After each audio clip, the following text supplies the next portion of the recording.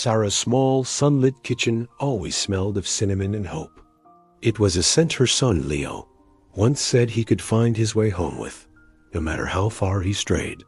Now, at 72, with hands that trembled slightly, Sarah still baked his favorite cinnamon rolls every Sunday. The tradition was a quiet prayer, a thread of hope she refused to let snap, even though Leo hadn't come home in over a decade.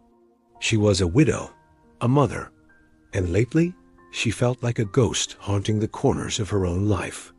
Her husband, David, had passed away years ago, leaving a void that only Leo's laughter could partially fill. But Leo, her brilliant boy, had moved to the city, chasing a life that seemed to have no room for his small-town mother. At first, the calls were weekly. "Hi, Mom. Just checking in." Then they became monthly. "Sorry, it's been a busy month." Soon, they dwindled to birthdays and holidays, brief and rushed. "Got to go, Mom. Love you." The last call had been 3 years ago. 3 years of silence, punctuated only by the ticking of the grandfather clock in the hall. A clock that seemed to mock her with each passing second. Each morning, Sarah would wake up, and her first thought would be, maybe today. She'd check her old flip phone, the one Leo had bought her, its screen dark and silent. She'd walk to the post box at the end of the gravel driveway, her heart fluttering with a familiar mix of anticipation and dread, only to find bills and flyers. One year, she decided she couldn't wait any longer. Her savings were meager, but she scraped together enough for a bus ticket to the city. It felt like the grandest adventure of her life. She clutched her handbag, which held a fresh batch of cinnamon rolls wrapped in wax paper and a photograph of a smiling 7-year-old Leo on his first day of school. The city was a monster of steel and noise. It swallowed her whole. She found the address of his last known workplace, a sleek glass tower that scraped the clouds. The receptionist, a young woman with sharp eyes and an even sharper tone, looked at Sarah's worn coat and kind, wrinkled face with a hint of pity. "Leo Martin? He left the company over a year ago. We don't have a forwarding address." Her heart sank. She wandered the city streets for hours, showing Leo's photograph to strangers who rushed past, their faces indifferent. The city was full of people, yet she had never felt so alone. As dusk painted the sky in shades of bruised purple, Sarah sat on a park bench, the uneaten cinnamon rolls cold in her lap. She felt a profound sense of foolishness.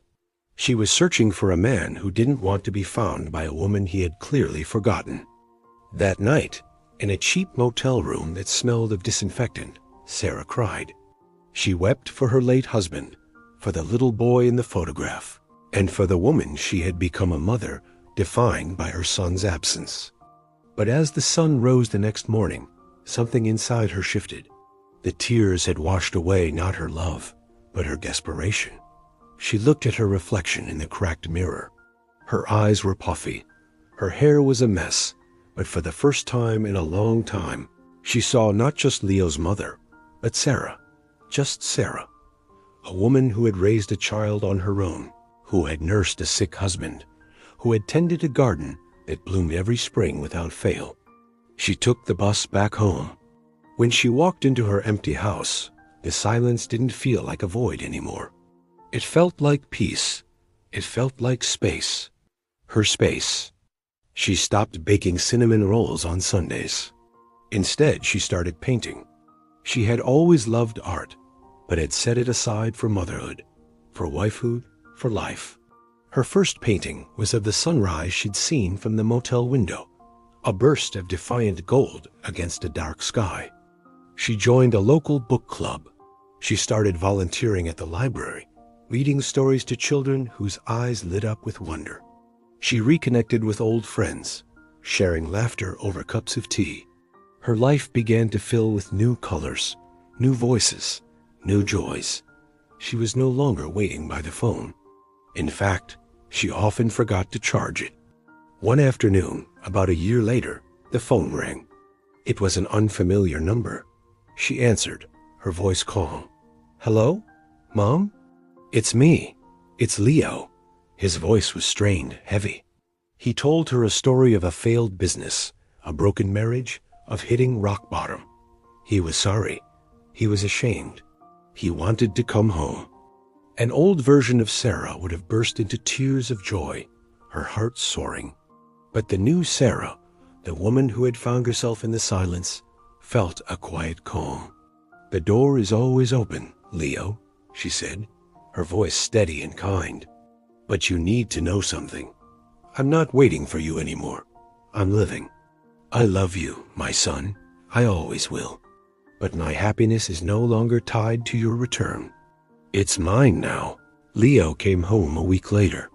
He was thinner, his eyes holding a sadness she'd never seen before. He saw the paintings on the wall, saw the new light in his mother's eyes. He had expected to find the broken woman he had left behind, the one who lived only for him. Instead, he found Sarah, a woman whole and complete on her own. His healing was a long road, and so was rebuilding their relationship. But it was different this time. It was built not on her need and his guilt, but on mutual respect. He was no longer the center of her universe, but a cherished part of it. Sarah's story is a powerful reminder. When life falls apart, when the people you love leave a gaping hole in your world, you have a choice. You can sit in the darkness and wait, or you can stand up, open the curtains, and let the sun in. You can rediscover the person you were before your heart was broken. Your worth is not defined by who loves you or who has left you. It is inherent. It is yours alone. You can love someone with all your heart, but you cannot make their presence the sole source of your joy. Find your own cinnamon rolls, your own sunrises, your own paintings.